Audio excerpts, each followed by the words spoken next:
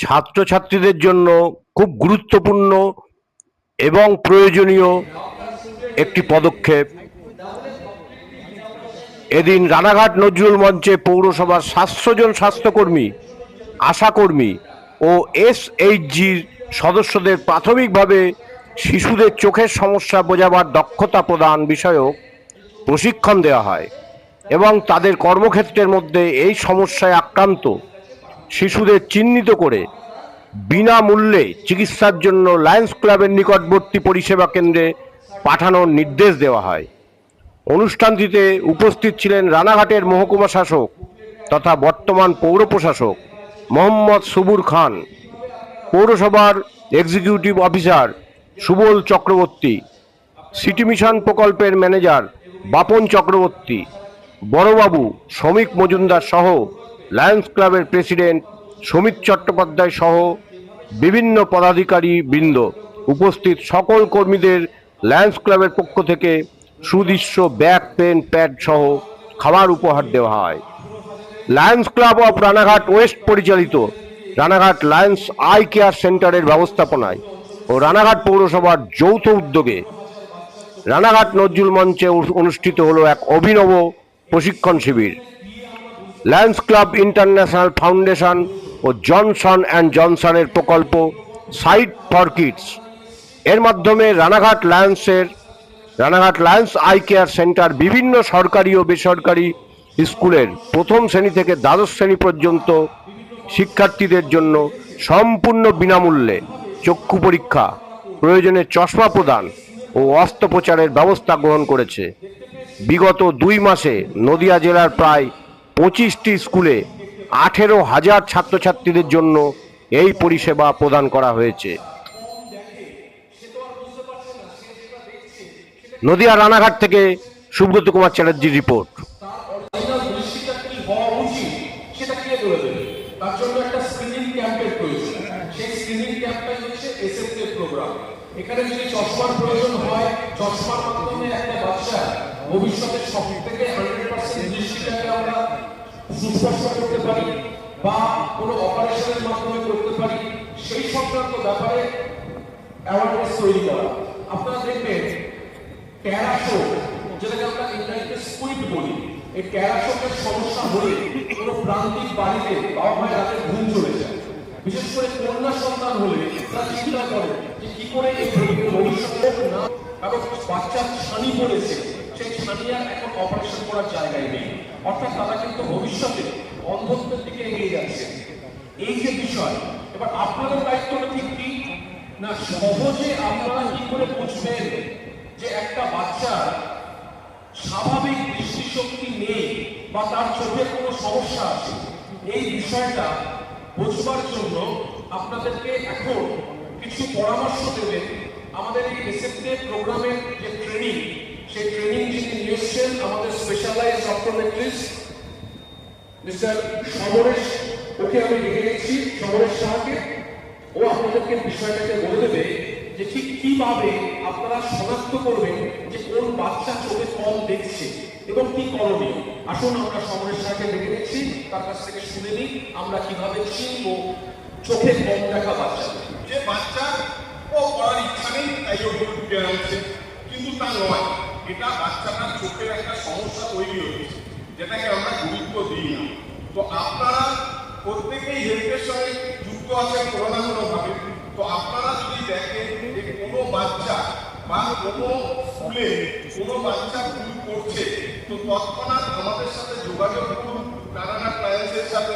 আমরা নিশ্চয়ই সেখানে গিয়ে স্কুলে একটা ক্যাম্প করে বাচ্চার চিকিৎসার ব্যবস্থা করব।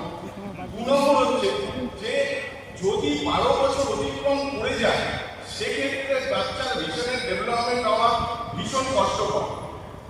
আরেকটা বিষয় যে অনেক বাচ্চা আছে যারা একটা চোখে ভালো দেখে, কিন্তু সে বাচ্চাও জানে না বা তার বাড়ির লোকও জানে না, তাদের অজান্তেই অন্য একটা চোখের দৃষ্টিও কমতে থাকে।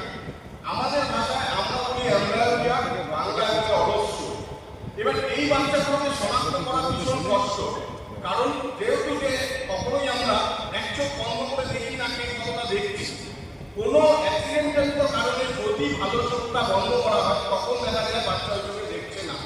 এই কারণে প্রত্যেকে বাচ্চাকে 4 বছর বয়স হলে একবার করেও চোখের চিকিৎসা করানো, কারণ তখন বাচ্চার ডেভেলপমেন্ট সময়, ওই সময়টা আমরা ধরতে পারলে আমরা বাচ্চাদেরকে কিছুটা হলেও সেই জায়গা থেকে মুক্তি দিতে পারবো।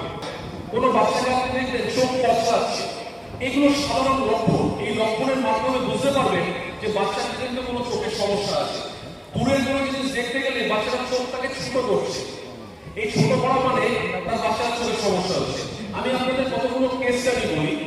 এখানে Nasra girls high school, Nasra girls high স্কুলের ক্লাস 9-এ আমরা যখন সমীক্ষা করতে যাচ্ছি তখন গিয়ে দেখছি ক্লাস 9-এর অন্তত পক্ষে প্রায় 10-12 জন বাচ্চা মেয়ে তারা জানেই না তারা চোখে ভালো থাকে।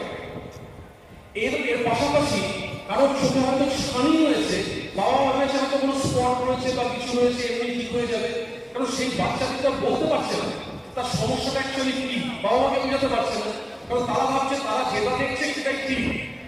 সমস্যাগুলো এইভাবে। এছাড়াও যদি দেখেন যে কোনো বাচ্চার চোখে ঘন বিচুকি চলছে, আমরা ভাবছি হয়তো ঠান্ডা লেগেছে বা কিছু বিষয়, বা পেন্সিল দিয়ে মারামারি করতে গিয়ে ভাইয়ের সাথে, বোনের সাথে, বন্ধুদের সাথে খোঁচা লেগেছে, হয়তো লাল হয়েছিল পরে ঠিক হয়ে গেছে, কিন্তু না ঠিক হয় না। কোনো সূক্ষ্ম ভেদ যদি নষ্ট হয় তাহলে ভবিষ্যতে কিন্তু সেই চোখটা পার্মানেন্টলি নষ্ট হওয়ার দিকে যায়। আমি এখানে আমাদের মাননীয় মহকুমা শাসক রয়েছেন সুবুল খান মহাশয়, আমি স্যারকে বলছি, স্যার একটা বিষয় যদি আমরা কোনোভাবে প্রশাসনিক স্তরে এটা করতে পারি যে ক্লাস 5-এ যখন অ্যাডমিশন হয় তখন যদি একটা ভিশন সার্টিফিকেটটা আমরা ম্যান্ডেটরি করতে পারি। একটু আগে ডক্টর সমরেশ যেটা বলছিলেন, 4 থেকে 12 বছরের মধ্যে যদি আমরা অ্যারেস্ট না করতে পারি কমপ্লিট ব্লাইন্ডনেস থেকে কিন্তু একটা বাচ্চা চলে যাওয়ার সম্ভাবনা থাকে।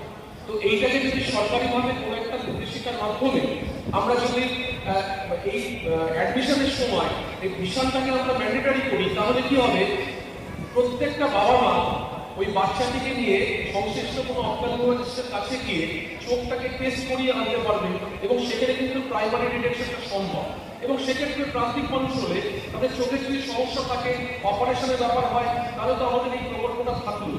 তাহলে নদিয়া, মুর্শিদাবাদ, রানাঘাটের জন্য এবং বৃহত্তর পশ্চিমবাংলার জন্য এই প্রকল্প কিন্তু বড় আকারেই আমরা করতে পারি। আমাদের এখানে অ্যাডমিনিস্ট্রেটর রয়েছেন, তিনিও বিষয়টাকে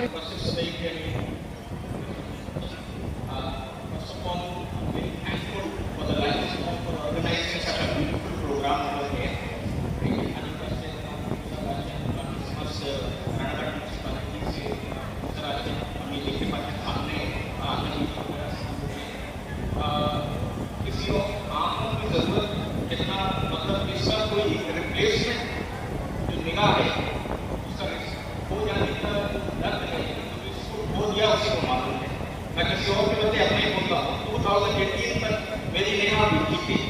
2018 में सबसे पहले मैंने एग्जाम दिया यूपीएससी का, जब क्वालिफाई करा तो उसमें लैपटॉप से बहुत मुझे पढ़ना पड़ा स्क्रीन पर। स्क्रीन पे 4-5 महीने के अंदर आई एम टेलिंग यू, सिर्फ 4 मास के अंदर मेरे आंखों का विजन बहुत ज़्यादा बढ़ गया। मुझे चश्मे की जरूरत पड़ी सिर्फ 4 महीने में।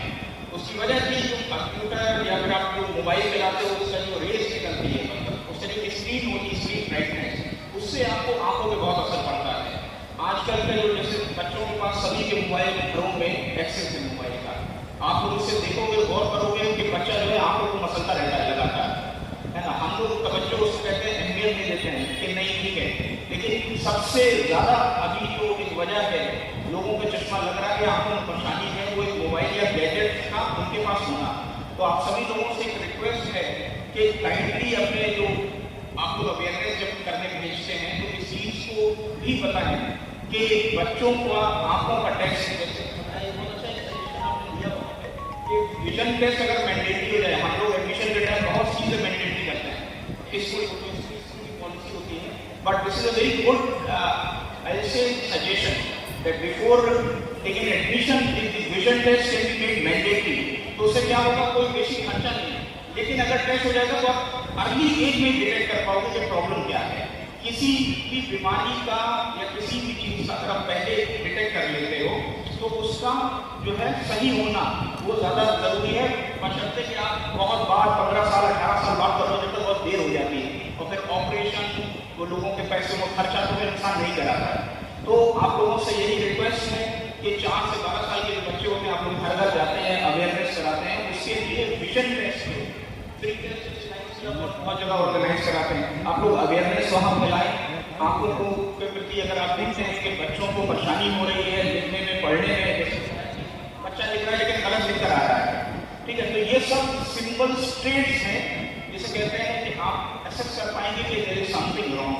सो I first of all thank the blind institute for organising this awareness programme. आम्ही धन्यवाद जगाची सभी लोगों की आप लोग खाने आज ये सब प्रोग्राम में पार्टिसिपेट कर रहे हैं and you will be the front warriors जिसे कहते हैं for this programme to deal with the eyesight problems in the kids. यही बोल के अभी अपना वक्तव्य शेष করছি। আমাকে एक भी नहीं देते हुए I wish I could stay a bit longer with you पूरा टाइम, लेकिन আমাকে এটা आज আছে রানাঘাট म्युनिसिपालिटी সবাইকে ধন্যবাদ। Kindly raise awareness.